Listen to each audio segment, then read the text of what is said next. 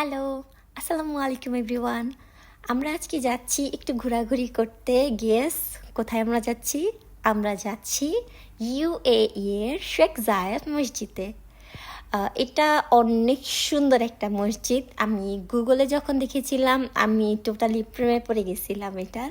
তো আমি তো বায়না ধরছি যে আমাকে এখানে নিয়ে যাবো। আমার হাজব্যান্ডও বলছে হ্যাঁ তোমাকে আমি ওখানে নিয়ে যাবো। তারপর আমরা দুইজন ওখানে যেয়ে নামাজ পড়বো 2 রাকাত। তো যেই ভাবনা সেই কাজ। আমাকে বলছে যে সকালবেলা যাওয়া যাবে না, কারণ সকালবেলা প্রচুর পরিমাণে রোদ থাকবে, তুমি নিতে পারবা না। তো দেন সে আমাকে বলছে আমরা বিকালের দিকে রওনা দিব, কারণ বিকালে হয়তো বা রোদের দাপটটা আর একটু কমবে। বিকালে রোদের দাপটটা কমছে কি না কমছে সেটা আপনারাই দেখে নেন। দেখেন রোদের কি দাপট, বাবারে বাবা, তখনও ছিল 47 ডিগ্রি, না যেন কত ডিগ্রি সেলসিয়াস। যাই হোক, গাড়িতে এসি ছাড়া ছিল 4 ডিগ্রি, তবুও আমরা লিটারেলি আমরা দুজন অন্যবরত ঘামতেছিলাম। 2 বছর আগে সে যখন শেখ জায়েদ মসজিদে আসছিল তখন নাকি এখানকার পার্কিংটাও অন্য সাইডে ছিল, বাট এখন নাকি পার্কিংটা অন্য জায়গায় দিয়ে দিছে। পার্কিংটাও চেঞ্জ করা হয়েছে। তারপর এখানে নাকি ডেকোরেশনের এই যে সামনে যে প্লেসগুলো ছিল ওরকম ছিল না, মানে অনেক রুলস রেগুলেশন অনেক কিছুই চেঞ্জ করা হয়েছে। এখন সে আমারে নিতেছে আর বলতেছে কি যে মানে ছিল কি আর হয়েছে কি, মানে আমি নিজেই ভাবাচিকা খাইয়া যেতেছি। তারপর কি আর লোকেশন দেখে দেখে আমরা ওই অনুযায়ী যাচ্ছিলাম। আমি যাচ্ছিলাম না, আমার জামাই ড্রাইভ করতেছিল, আমি আর কি তার সহযাত্রী ছিলাম। তো এখান থেকে মসজিদটা দেখা যেতেছিল, কত সুন্দর যে লাগতেছিল। অনেস্টলি সেইং আমরা না পার্কিং খুঁজে পাচ্ছিলাম না। তারপর আমি আমার হাজব্যান্ডকে একটা টিপস দিছি যে দেখো সামনে যে কার পাবা তারে ফলো করো। তারে ফলো করে করে আমরা পিছু পিছু যাই। তারপর যেই ভাবনা সেই কাজ, তারে ফলো করে করে আমরা পিছু পিছু গেছি। দেন আমরা পার্কিংও পাইছি। পার্কিং থেকে আমরা কার থেকে নেমে গেছি। তারপর আমাকে বলতেছিল যে পার্কটা কোথায় করছি একটু জায়গাটা মনে রেখো। আমার এইসব বইলা লাভ কি, আমার তো এগুলো মনেই থাকে না। তো সেও খুব ভালো করে জানে। যাই হোক, এত কথা বাদ, দেখেন মসজিদটা মাশা আল্লাহ, সেই জাস্ট মাশা আল্লাহ। আমার বলে তুমি আমার সাথে সাথে না হাইটা তুমি আমার পিছে চলে যাও কেমনে ভাই, কিন্তু আমি তো পিছিয়ে চলে গেছি কারণ আমি তো ভিডিও ফুটেজ নিতেছিলাম।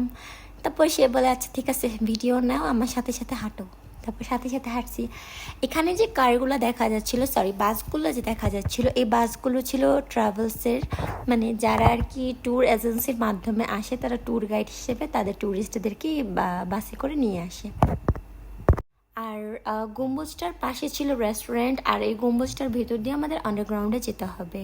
এই রেস্টুরেন্ট থেকে অনেকে খাবার দাবার কিনছিল বা অনেকে ওখানে বসে খাবার খাচ্ছিল। তো হোয়াট এভার, এবার আমরা গম্বুজের ভিতর এন্ট্রি নেব। গম্বুজের ভিতর এন্ট্রি নেওয়ার পর আমাদের একদম সোজা আন্ডারগ্রাউন্ডে নিয়ে যেতে।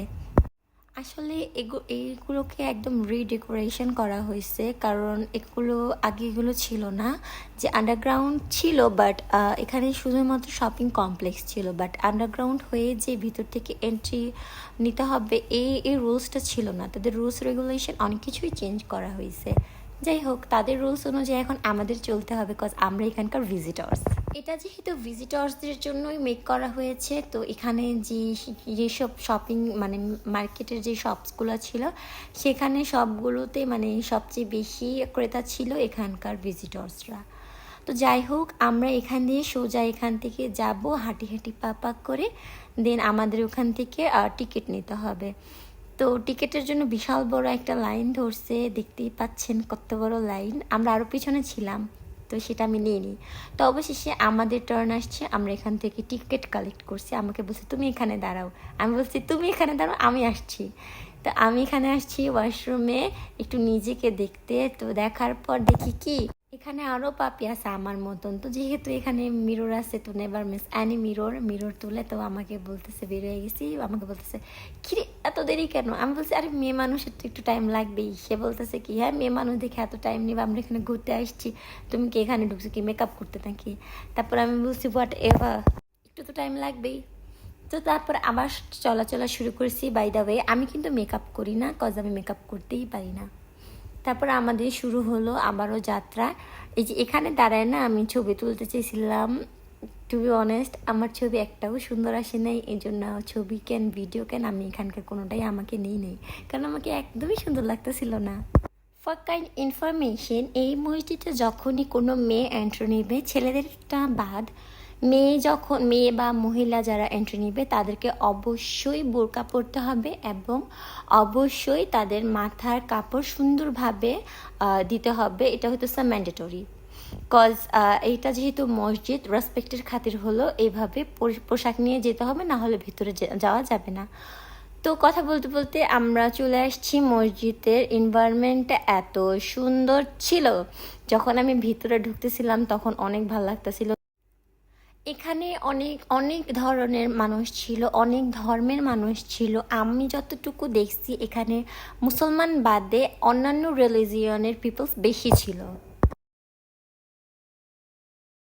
প্রাউডের কথা, কজ তারা আমাদের রিলিজিয়নটা দেখার জন্য কতটা ইন্টারেস্টেড সেটা তাদের তাদের এখানের আগমন দেখে বোঝা যায়। তো আমরা মসজিদের একদম ভিতরেই চলে আসছি।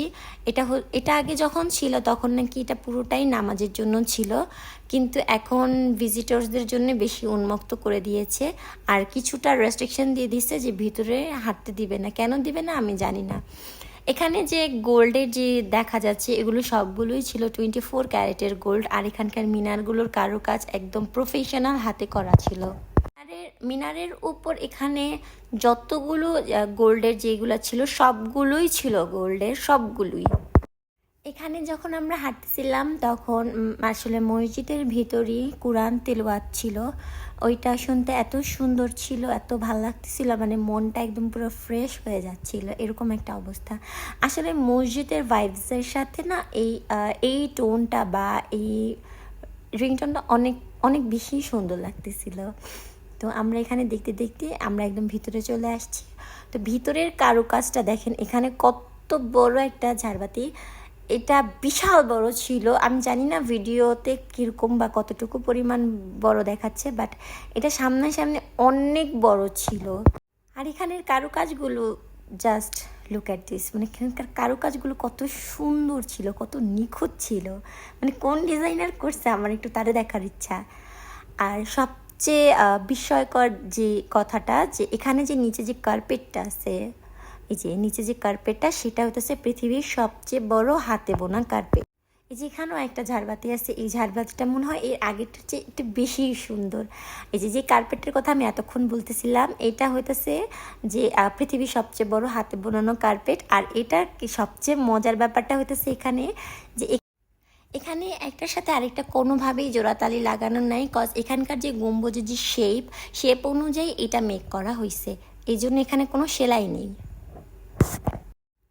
এখানের কারুকাজগুলো ভীষণ সুন্দর ছিল, আর এখানে আল্লাহর নাম লেখা ছিল অনেকগুলো। দেখতে দেখতে ভিডিওটা আমার অনেক বেশি বড় হয়ে গেছে, তো ব্লগটা আমি এখানেই শেষ করে দিই। Tata, bye bye.